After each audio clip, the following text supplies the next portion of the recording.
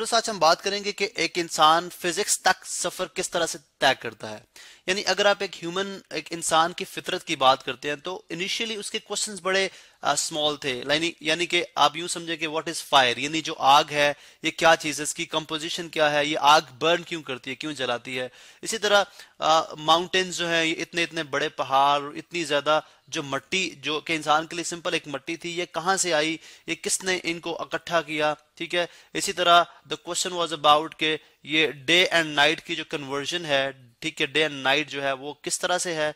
इस तरह से इंसान के क्वेश्चंस ये भी थे कि क्या जो अर्थ जो कि चूंकि उस वक्त कम्युनिकेशन या ट्रैवलिंग का इस तरह का कुछ भी जो सिलसिला था नहीं था, तो वो ये भी बात करता था क्या ये अर्थ जो है वो ये फ्लैट फॉर्म के अंदर है, यानी अर्थ जो है वो फ्लैट है, या इसकी क्या शेप है, यानी सर्कुलर फॉर्म के अंदर है, सर्कल है, फ्लैट है, स्फीयर है, क्या है।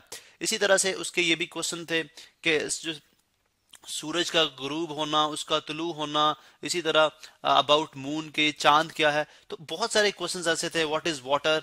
तो ये इंसानी सरिश्त के अंदर ये चीज शामिल है कि वो इन सब चीजों के जवाब, एक तजस्सुस था जो इन सब चीजों ने उसके अंदर रखा, जिसके जवाब ढूंढने के लिए उसने अपने दिए गए 5 सेंसेस को यूज किया, विच इज कॉल्ड ऑब्जर्वेशन।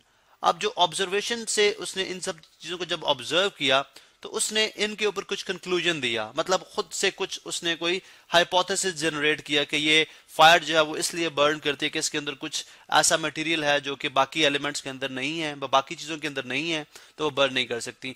अब जब उसने ऑब्जर्वेशन दे दी तो उसको शक था, बिकॉज उसके अंदर शक मौजूद था। उस चीज को वेरीफाई करने के लिए ही सेड कि मुझे कुछ एक्सपेरिमेंट्स भी करने चाहिए। अब जब भी इनिशियली अगर आप देखें लाइक बिफोर 1800 सेंचुरी से पहले या 1800 सेंचुरी से पहले अगर आप बात करते हैं तो science was just based on observation plus experiment. इस चीज को हमने क्या बोल दिया कि दिस इज कॉल्ड साइंस। उसने एक वर्ड साइंस यूज किया। साइंस बेसिकली एक लैटिन वर्ड है जिसका मीनिंग जो कि डिराइव होता है वर्ड सेंशिया से, जिसका मतलब है नॉलेज। यानी आप जो नॉलेज जब आप चीजों का हासिल करेंगे तो you would call it science. अब साइंस जो है अगर आप देखें तो एक सिंगल सब्जेक्ट के अंदर स्टडी की जा रही थी, which is called natural philosophy.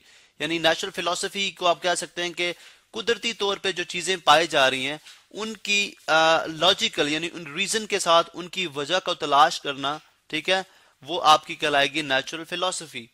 अब नेक्स्ट क्वेश्चन के जब 18 सेंचुरी से आप आगे जाते हैं तो आप साइंस को 2 फर्दर ब्रांचेस के अंदर डिवाइड कर देते हैं। आप कहते हैं जी अगर आप देखें तो कुछ आपके पास चीजें हैं जो नॉन लिविंग्स हैं, ठीक है, नॉन लिविंग थिंग्स हैं, ठीक है, नॉन लिविंग थिंग्स हैं, जिसको उसने बोल दिया फिजिकल साइंस, फिजिकल साइंसेज, या जनरली मैं इसको अगर शॉर्ट फॉर्म में बोल दूं तो this is called physical science. और वो चीजें जो आपकी लिविंग थिंग्स हैं, जो कि मूव कर सकती हैं या जो कि ग्रो कर सकती हैं, ठीक है, लिविंग थिंग्स, उसको उसने नेम दे दिया, this is called biological sciences. Living things को हम जनरली एक टर्म के अंदर लिखें तो वो क्या कहलाएंगी, बायोलॉजिकल साइंसेज। अब फिर अगर आप देखें बायोलॉजिकल, मैं स्पेलिंग देख लूं, बायोलॉजिकल साइंसेज, ठीक है। इसी तरह से अगर आप देखें तो नेक्स्ट इससे जो फिजिकल साइंसेज है वो 18 या 19 सेंचुरी में अगर आप बात करते हैं तो ये फर्दर इसकी डिवीजन होती है। स्टार्ट में अगर आप बात करते हैं तो हम यूं कहते हैं जी कि फिजिकल साइंस जो है फिर डिवाइड हो जाती है आपकी 2 फर्द या डिफरेंट ब्रांचेस के अंदर, जिसमें आप फिजिक्स की बात करते हैं, ठीक है, जिसमें आप केमिस्ट्री की बात करते हैं, केमिस्ट्री के चीज़ों की केमिस्ट्री क्या है, जिसमें आप बात करते हैं एस्ट्रोनॉमी की बात करते हैं, ठीक है, अबाउट लाइक प्लैनेट्स वगैरह, एस्ट्रोनॉमी की बात करते हैं। इसी तरह आप इसमें बात करेंगे जियोलॉजी की, यानी अबाउट अर्थ, जमीन से रिलेटेड। इसी तरह आपकी जो फिजिकल साइंसेज है उनकी डिफरेंट ब्रांचेस आई। अब जब मैंने फिजिक्स की बात की तो फिजिक्स को इंसान ने इस तरह से डिफाइन किया है कि सिर्फ वो चीजें जो कि मैटर हैं या एनर्जी हैं, यानी in the form of matter और in the form of energy. जब आप एक मैटर की बात करते हैं या आप एनर्जी की बात करते हैं, ठीक है, तो उस केस में हम बात करेंगे जी कि जो भी चीज मैटर है। अब जनरली मैटर क्या था, इंसान इसको डिफाइन कर दिया जी कि हर वो चीज जो कि जगह रखती है और स्पेस जो कि स्पेस लेती है या उसकी कुछ उसके अंदर कुछ क्वांटिटी कंटेन करती है, वो एक किस्म का मैटर है। यानी जब इंसान ने मैटर को देखा तो मैटर तो उसको मुख्तलिफ हालतों में नजर आया। यानी अगर आप देखें तो एक ह्यूमन बॉडी जो है वो भी एक डिफरेंट मैटर से बनी हुई है, ठीक है, ह्यूमन बॉडी एक डिफरेंट मैटर से बनी हुई है।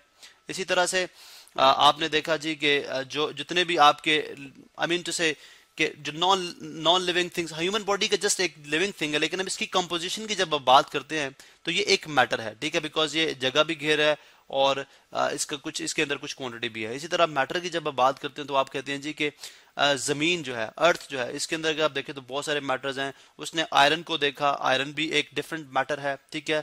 अब जो है उसने कॉपर को देखा, कॉपर एक डिफरेंट मैटर है। तो अब रीजन ये थी कि एक मैटर दूसरे मैटर से जो डिफरेंशिएट कर रहा है उसकी क्या रीजन है, ठीक है, एक मैटर से दूसरा मैटर किस तरह से क्रिएट किया जा सकता है। अब ये जो सारे कॉन्सेप्ट थे ये मैटर के अंदर आए। फिर उसने एनर्जी को देखा। एनर्जी में अगर आप देखें तो उसने देखा जी हीट जो है, हीट इज एनर्जी, हीट एक एनर्जी है, ठीक है। एनर्जी के डिफरेंट फॉर्म्स उसने जो है स्टडी की।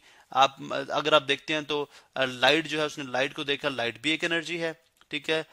इसी तरह से आपकी मैकेनिकल एनर्जी होती है, ऐसी एनर्जी जो कि आप किसी काम को करने के लिए आप इस्तेमाल करते हैं। फिर इलेक्ट्रिकल एनर्जी, उसने इस चीज को स्टडी किया तो उसने देखा जी कि जो एनर्जी है उसके डिफरेंट फॉर्म्स हैं, इलेक्ट्रिकल एनर्जी।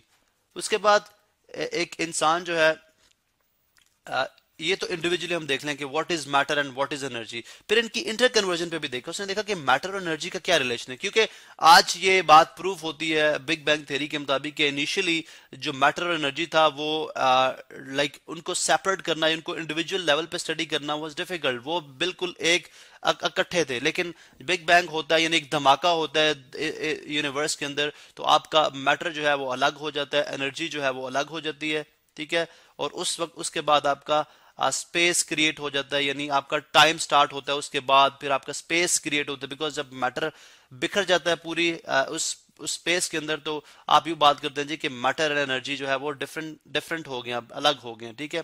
उसके बाद हम नेक्स्ट बात करते हैं जी कि इनकी इंटर कन्वर्जन क्या है, क्योंकि हम यूं बात करते हैं कि अगर ये मैटर और एनर्जी इकट्ठा था तो इसका मतलब ये हुआ कि मैटर को एनर्जी में कन्वर्ट किया जा सकता है, एनर्जी को मैटर में कन्वर्ट किया जा सकता है। ये दोनों इंटर कन्वर्टेबल है, जो कि लेटर ऑन आप देखते हैं कि आजकल की मॉडर्न फिजिक्स के मुताबिक जो आइंस्टाइन की जो फेमस इक्वेशन अक्सर बुक्स के बाहर प्रिंट हुई होती है, E = mc², जिसमें वो E एनर्जी की बात करता है, M फॉर जो है वो मास है, यानी मैटर ही होगा डेफिनेटली, जिस चीज का मास होगा तो हम उसको मैटर ही कहेंगे। C is the speed of light. तो यहां से अगर आप देखें तो एनर्जी इक्वल हो सकती है मैटर के, यानी कन्वर्ट की जा सकती है अगर उसको c² से मल्टीप्लाई कर दिया जाए, मैटर को कन्वर्ट किया जा सकता है एनर्जी में।